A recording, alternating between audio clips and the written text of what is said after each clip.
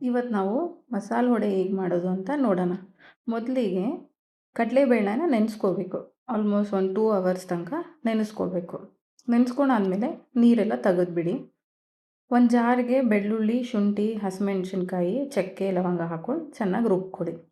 ಅದೇ ಜಾರಿಗೆ ಸ್ವಲ್ಪ ಸ್ವಲ್ಪ ಕಡಲೆಬೇಳೆ ಹಾಕ್ಕೊಂಡು ರುಬ್ಕೊಳ್ಳಿ. ನುಣ್ಣಗೆ ರುಬ್ಬಾರ್ದು, ಸ್ವಲ್ಪ ತರಿ ರುಬ್ಕೋಬೇಕು. ಸೊ ಇದೇ ಥರ ಎಲ್ಲನೂ ರುಬ್ಕೊಳ್ಳಿ. ಚೂರು ಕೊತ್ತಂಬರಿ ಸೊಪ್ಪು, ಸಬ್ಬಕ್ಕಿ ಸೊಪ್ಪು, ಚಿಕ್ಕದಾಗಿ ಕಟ್ ಮಾಡಿರೋ ಆನಿಯನ್ನು ಹಾಕ್ಕೊಂಡು ಎಲ್ಲ ಒಟ್ಟಿಗೆ ಮಿಕ್ಸ್ ಮಾಡ್ಕೊಳ್ಳಿ. ನಾನಿಲ್ಲಿ 1 ಪಾವು ಕಡಲೆಬೇಳೆ ತೊಗೊಂಡಿದ್ದೆ. ಎಲ್ಲ ಮಿಕ್ಸ್ ಮಾಡಿಕೊಂಡು ರುಚಿಗೆ ಎಷ್ಟು ಬೇಕೋ ಅಷ್ಟು ಉಪ್ಪು ಹಾಕ್ಕೊಂಡು ಚೆನ್ನಾಗಿ ಕಲಸಿ ಒಂದು 5 ನಿಮಿಷ ಬಿಡೋಣ.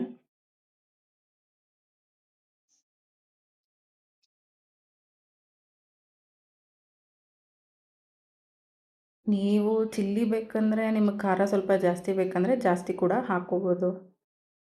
ನಂತರ ಒಂದು ಬಾಣಲಿ ತೊಗೊಂಡು ಎಣ್ಣೆ ಹಾಕಿ ಕಾಯಕ್ಕಿಡಿ. ಬಟ್ ನೀವು ವಡೆ ಸುಡ್ಬೇಕಾದ್ರೆ ಮಾತ್ರ ಲೋ ಫ್ಲೇಮಲ್ಲಿ ಸುಟ್ಟರೆ ಒಳ್ಳೆಯದು. ನೋಡಿ, ಈ ಥರ ಚಿಕ್ಕ ಚಿಕ್ಕ ಉಂಡೆ ಮಾಡಿ ಸ್ವಲ್ಪ ಚೆನ್ನಾಗಿ ತಟ್ಟಿ, ತುಂಬ ತೆಳ್ಳಗೆ ತಟ್ಟಕ್ಕೆ ಹೋಗಬೇಡಿ, ಮೀಡಿಯಮ್ ಸೈಜಿಗೆ ತಟ್ಟಿ ಎಣ್ಣೆ ಕಾದ್ಮೇಲೆ ಈ ಥರ ನಿಧಾನಕ್ಕೆ ಒಂದೊಂದೇ ಬಿಡಿ.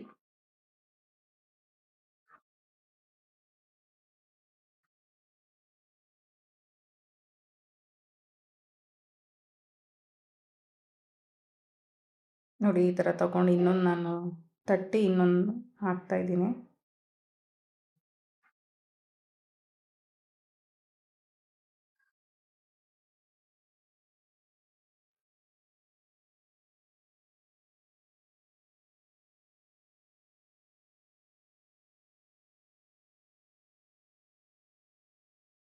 ಒಂದು ಟೈಮ್ಗೆ ಆಲ್ಮೋಸ್ಟ್ ಒಂದು 5ರಿಂದ 6 ವಡೆ ಸುಟ್ಕೋಬೋದು. ಮುಂಚೆ ಹೇಳ್ದಂಗೆ ಲೋ ಫ್ಲೇಮಲ್ಲಿ ಇಟ್ಟು ಸುಡಿ. ಸೊ ಒಳಗೆಲ್ಲ ಚೆನ್ನಾಗಿ ಫ್ರೈ ಆಗಿರುತ್ತೆ. ಸೊ ನೀವು ತಿನ್ನಬೇಕಾದ್ರೆ ಹಸಿ ಹಸಿ ಅನಿಸಲ್ಲ.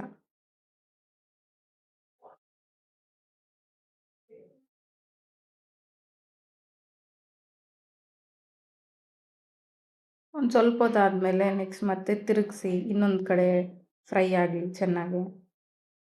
ಈ ಥರ ನಿಧಾನಕ್ಕೆ ಒಂದು ಸ್ವಲ್ಪ ಹೊತ್ತು ಬಿಟ್ಬಿಡಿ. ಅದು ಲೋ ಫ್ಲೇಮಲ್ಲಿ ಇಟ್ಟರೆ ಅದಾಗ ಅದೇ ಸುಡತ್ತೆ.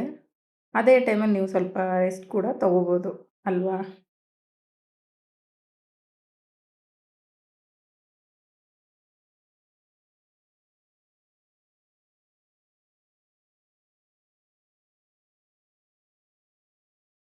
ನೋಡಿ, ಎಲ್ಲ ಆಲ್ಮೋಸ್ಟ್ ಫ್ರೈ ಆಗಿದೆ ಚೆನ್ನಾಗಿ.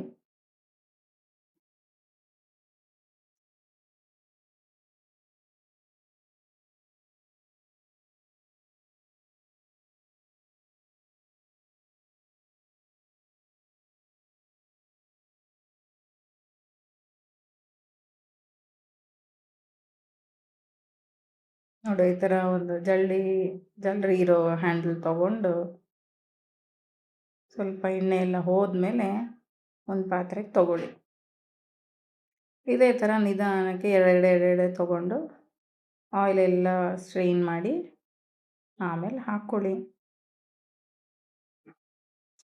ನೋಡೋಕ್ಕೆ ಇಷ್ಟೊಂದು ಚೆನ್ನಾಗಿ ಕಾಣ್ತಾ ಇದೆ.